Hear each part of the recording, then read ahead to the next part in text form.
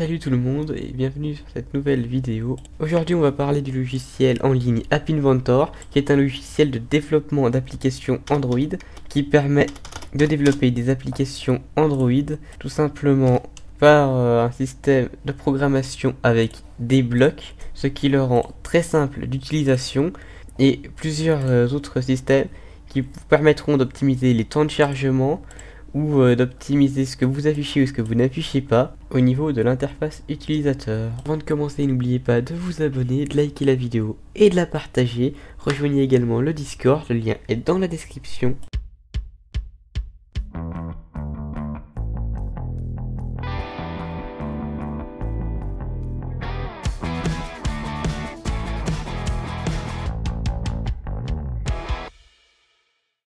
App Inventor dispose d'un système de multiples écrans que l'on peut ajouter, retirer ou encore même on peut les nommer quand on les ajoute.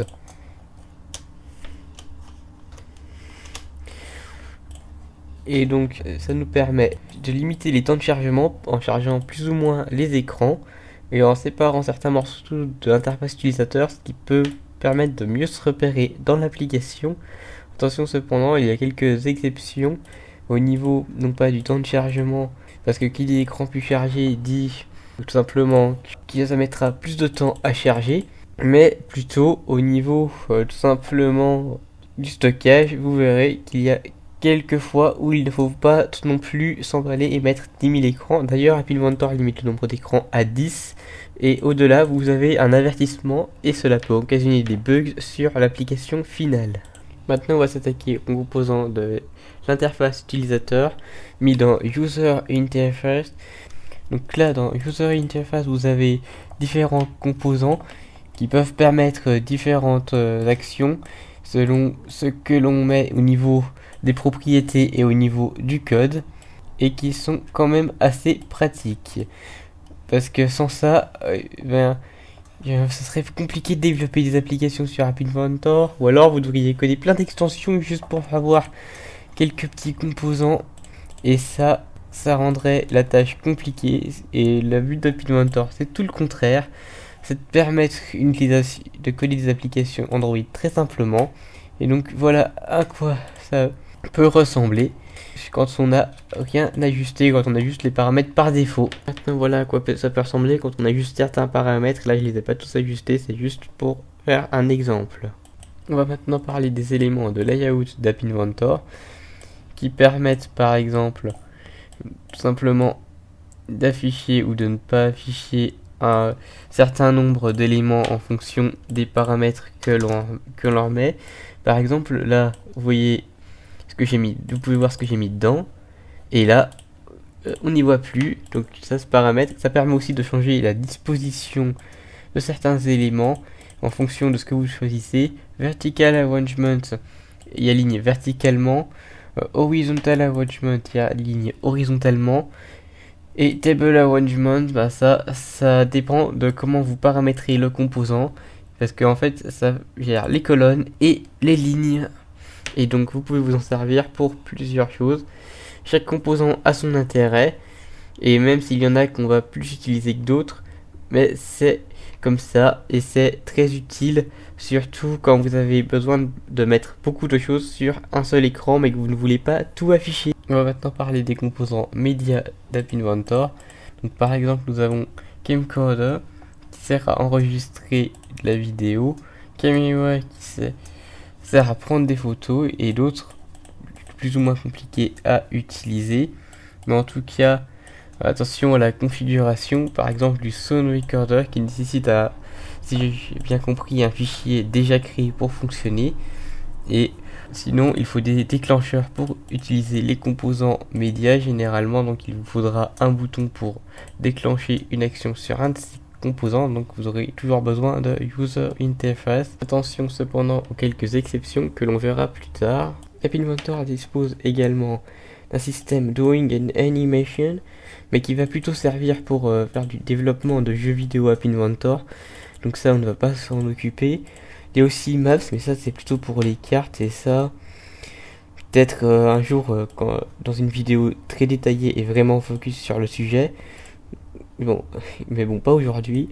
On a aussi les charts, donc des graphiques. On peut mettre des graphiques de ce type et des graphiques. Ben ceux-là, il faut. Voilà, c'est comme ça qu'on fait pour avoir des graphiques.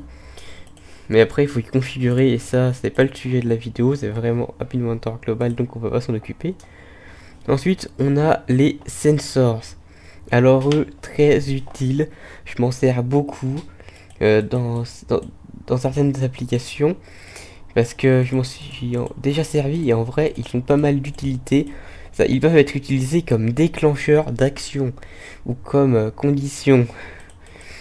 Par exemple, on peut faire une condition avec la température détectée par le thermomètre. Par exemple, si on prend la cloque et le thermomètre, on peut déjà faire un détecteur de surchauffe à condition de prendre un notifieur dans User Interface. Très pratique. Moi, attention à bien le configurer quand même. On a plein d'autres sensors, et donc ça, faudrait vraiment qu'on les voit dans le détail, parce qu'ils sont très très utiles. On continue sur d'autres éléments d'App Inventor, par exemple en social. Alors là, on va y passer, même si ça peut être utile dans certains cas. Mais bon, ça va utiliser les applications par défaut d'Android pour les actions que vous voulez utiliser. Donc ça peut créer des moyens un peu raccourcis, mais c'est pas le but. Donc là, par contre, on a Storage. Un truc très intéressant, en tout cas, je m'en sers très souvent. Enfin, bon, depuis un certain temps quand même. Et donc on a Cloud Database. Attention, dans Cloud Database, les données ne sont pas persistantes, c'est-à-dire qu'elles sont effacées après usage. Donc là on a Data File. Alors ça, je crois c'est... ça c'est... C'est une sorte de fichier comme file que l'on a ici. Alors là on a Spreadsheet, ce qui est un peu une feuille, c'est un peu une feuille de calcul, un peu comme les feuilles de calcul, mais sauf que c'est pas censé être vu, je crois. Donc c'est une feuille où vous pouvez mettre des données sur la machine. Alors là on a un stockage avec persistance de données assez intéressant. On a Tiny Database, abrégé en TinyDB, et ça je peux m'en servir. Et ça c'est très utile, surtout quand vous avez besoin de stocker des données sur le téléphone, et comme ça permet de recharger plus vite par exemple. Ça permet de se reconnecter automatiquement à un compte, même si c'est moins sécurisé, mais bon, c'est quelque chose d'assez utile. Alors là on a TinyWebDB, je ne sais pas si les données sont persistantes, mais en gros c'est comme TinyDB, mais ça envoie les données sur un service web. On enchaîne sur Connectivity, avec donc on va éviter le Activity Start, donc Bluetooth Client et Bluetooth Server, qui peuvent être utiles. On aura plutôt tendance à utiliser Bluetooth Client uniquement pour quand on va programmer une machine quand on va programmer une application dédiée à contrôler une maquette Arduino, et quand on va vouloir contrôler un téléphone via un téléphone, on va plutôt utiliser les deux, donc Bluetooth Client et Bluetooth Server. Alors Serial, je m'en sers pas, Web pareil. Alors on va voir un coup. Donc là on a les Lego Mindstorm. Personnellement je ne m'en sers pas parce que j'ai pas les robots et je suis pas trop intéressé par ça pour le moment. Donc j'ai pas. Donc les Lego Mindstorm c'est pour ceux qui ont les robots Lego Mindstorm qui vont avec. Et là on a une petite section d'App Inventor expérimentale. Et en fait c'est une... donc là on a une fonctionnalité expérimentale, pour en avoir d'autres. Et là on a Firebase DB. Donc c'est aussi une base de données qu'on peut mettre dans l'application, mais cette fonctionnalité peut ne plus fonctionner à l'avenir. Alors là, quelque chose d'assez utile, surtout quand on atteint les limites d'App Inventor, les extensions. C'est très très utile. Par exemple là, je suis en train d'importer une extension censée gérer de l'AES, donc en gros censé permettre à votre application de supporter le chiffrement AES, donc il y en a plein d'autres, et ça peut être très utile. Donc il y en a qui servent pour la sécurité, pour améliorer certaines fonctionnalités d'App Inventor, pour en rajouter principalement. C'est le but de l'extension d'App Inventor, c'est simplement rajouter des fonctionnalités, et ça peut être très utile, comme je l'ai dit, quand on atteint les limites du logiciel.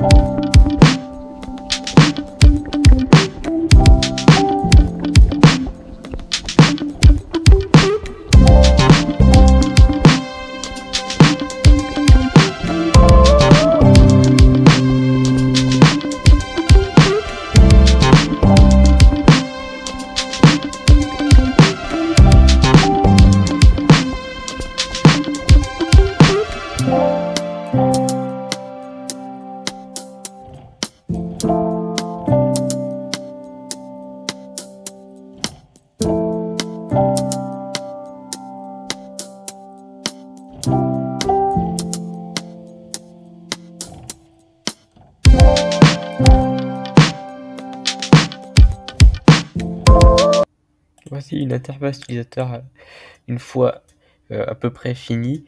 Et donc maintenant on va devoir tout renommer avant de coder.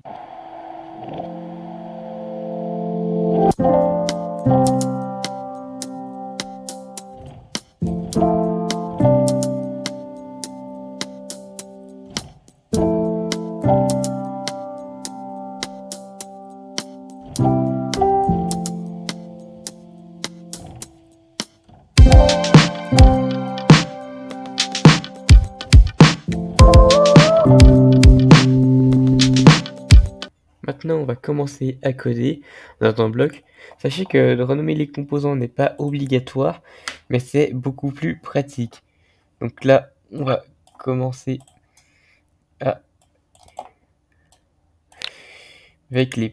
on va commencer à mettre les premiers blocs de code. Voilà.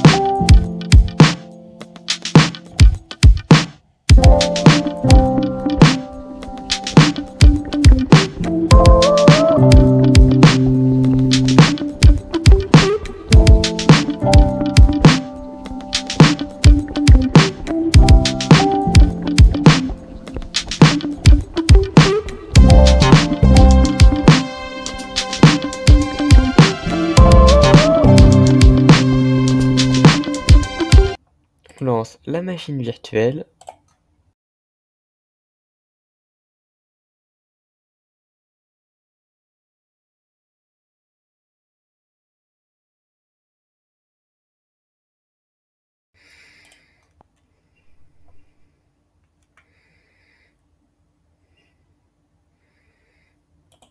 On va sur App Inventor.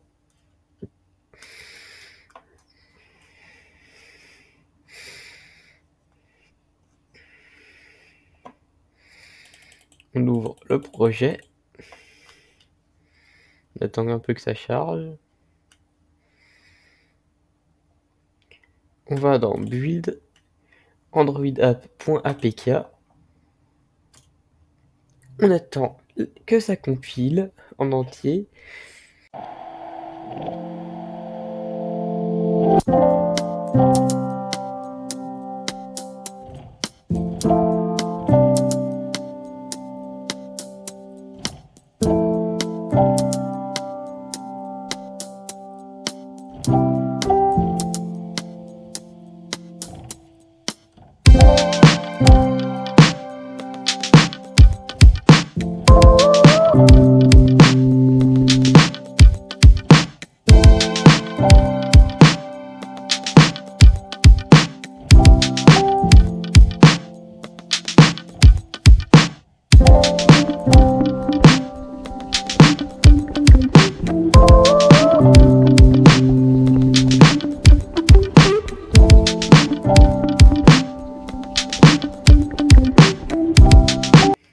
Maintenant, on va cliquer sur download.pkno.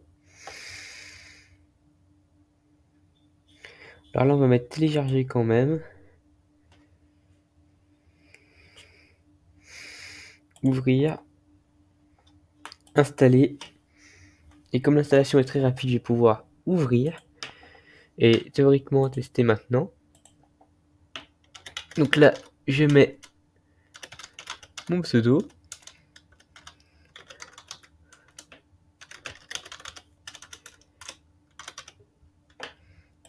Et bon, je pourrais pas commencer l'enregistrement, là ça vient de cracher, tout simplement parce que ma machine virtuelle n'a pas de caméra.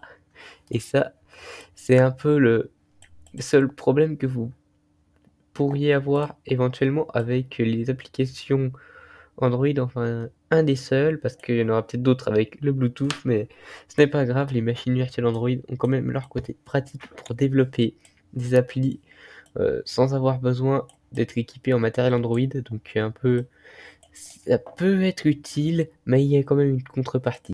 Et voici une version légèrement améliorée de notre application au niveau interface utilisateur et au niveau du code.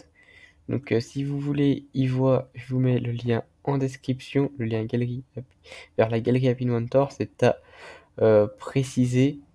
D'ailleurs là j'ai oublié quelque chose dans le code que je vais rajouter très vite maintenant, que je vais donc pouvoir, enfin bon en fait non c'est une erreur parce que j'ai pas besoin du end ici, donc je l'enlève et la version corrigée sera disponible via le lien en description sur la galerie App Inventor. Donc maintenant il serait peut-être temps de vous montrer comment on publie tout ça, parce que là du coup c'est une appli tutoriel. Donc je vais aller dans Publish to Gallery, sachant que je suis déjà connecté. Ah, Error Sending Project to Gallery. Ok, ça met des erreurs. Je vais Login to Gallery.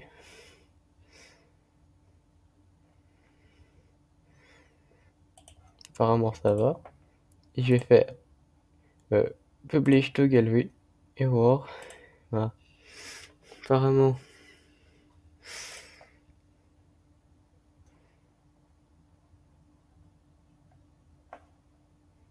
Il y a un problème au niveau de la publication. Parce que normalement, vous avez une page pour publier. Donc, par exemple,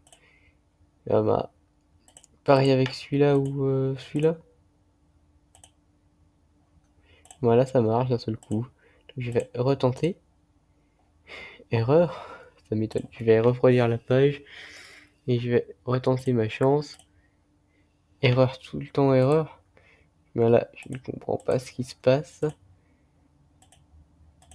Parce que là, ça me met bien la page pour mettre à jour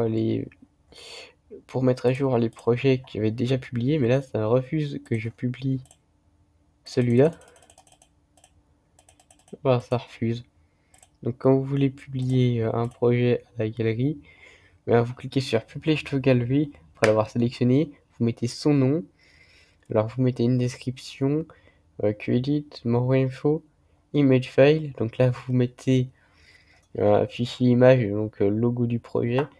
Alors là, c'est si vous voulez que l'application puisse être trouvée par une recherche sur la galerie App Inventor, vous mettez ici, et là, Submit pour y faire, mais du coup, là, j'ai rien changé, donc je vais y laisser comme ça. Et donc, je vais aller voir la galerie App Inventor. Donc là, comme vous pouvez le voir, il y a les applications que vous pouvez les load. Attention, c'est public, donc n'importe qui peut voir ce que vous avez mis. Load, et tout simplement aller sur le permanent link, tout ça. Donc, aller ajouter un. Donc là, il y a tout ça.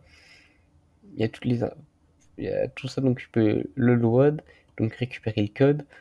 Alors, voir les autres projets du même auteur, signaler le projet, mais bon, alors j'ai pas regardé ce que c'était. Et là, c'est le lien pour le retrouver dans la galerie. Donc par exemple, si je vais cliquer sur un permanent link, je vais me retrouver dessus et voilà voilà apparemment la page J'ai bien l'impression que la page du projet. Voilà pour aujourd'hui. Et sur ce, c'est déjà la fin de cette vidéo. On se dit à plus tard pour une prochaine vidéo sur ma chaîne. Et allez, à plus.